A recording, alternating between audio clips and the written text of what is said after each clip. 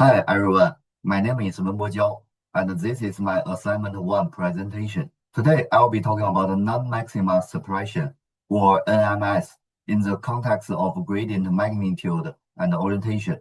This is a key step in the canny edge detection pipeline, and by the end of this video, you should understand what NMS does, why we need it, and how the algorithm works step by step.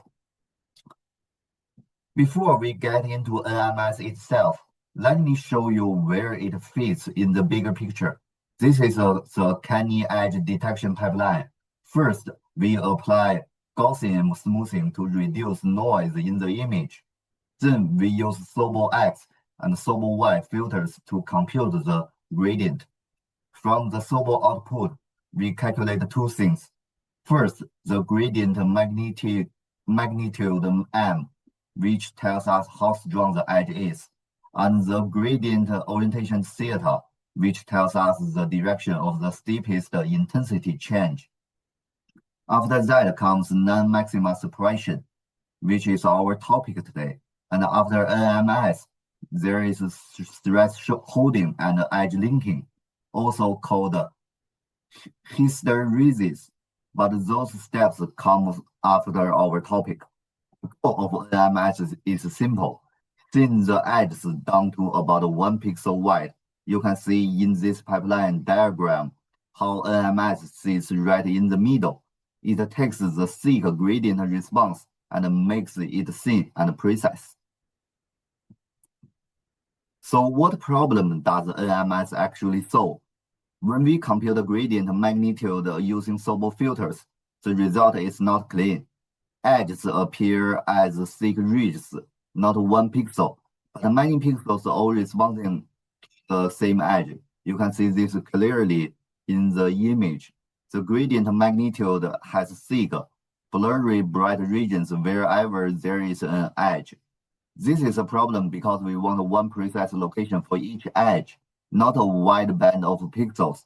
If we just threshold the magnitude directly, we get thick, messy edges that are hard to work with.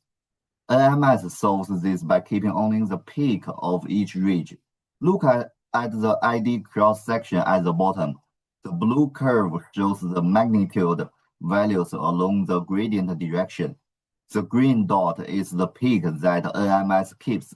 The red crosses are the values that get suppressed, set to 0. After NMS, we get the thin edges on the right, 1 pixel wide, clean and precise.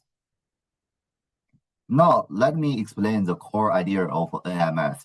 At each pixel P, we already know two things, the magnitude M of P and the orientation theta of P. Remember, theta points in the gradient direction, which is perpendicular to the edge. The idea is simple.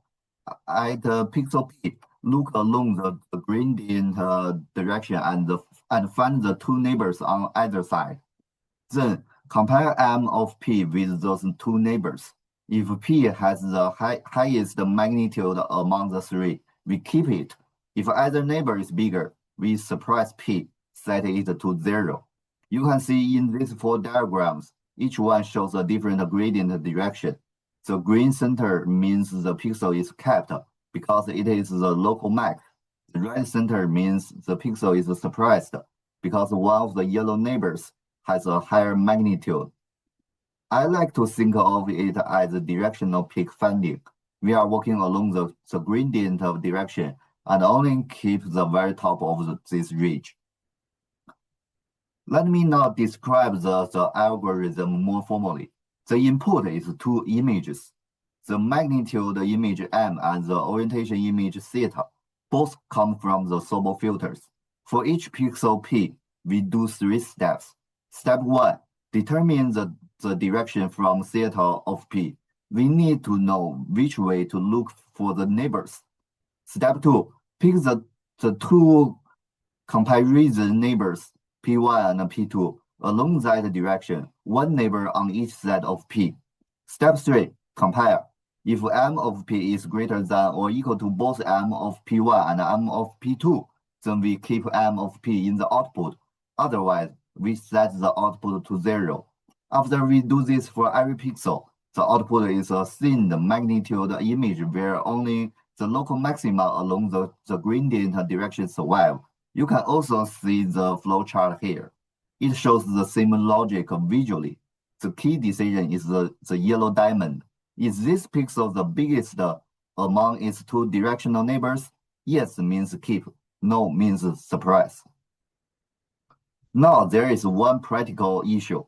The gradient angle theta is a continuous value. It can be any angle from 0 to 360 degrees, but our pixels sit on a discrete grid, so we can only compare with the actual pixel neighbors.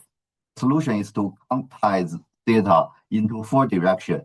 We work modulo 180 degrees because opposite directions are equivalent. If the gradient points left, it is the same comparison as if it points right. Here are the 4 bins. If theta falls between 0 and 20.5 degrees, or between 157.5 and 180 degrees, we round it to 0 degrees and compare the left and right neighbors.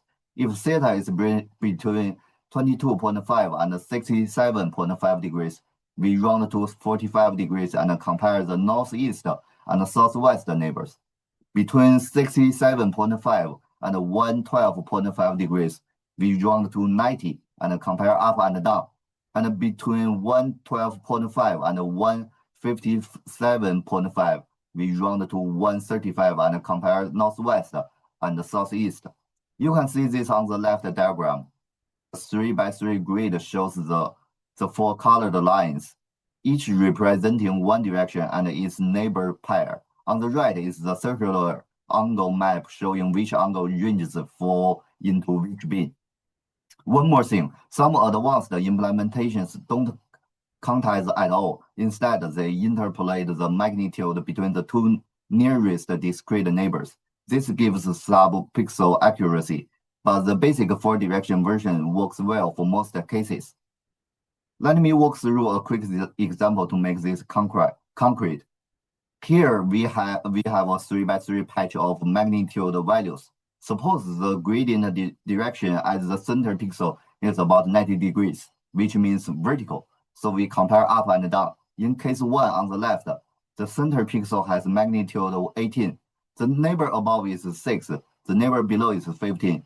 Is 18 greater than or equal to both 6 and 15? Yes, it is. So we keep 18. The center is green. Now look at case 2 on the right. Everything is the same except the upper neighbor changed from 6 to 20. Now we compare. Is 18 greater than or equal to 20? No, it is not. It is the whole idea. Only rich peaks survive. If you are not the biggest in your direction, you get set to 0. Finally, let me talk about why NMS matters and some common mistakes. Why does NMS help?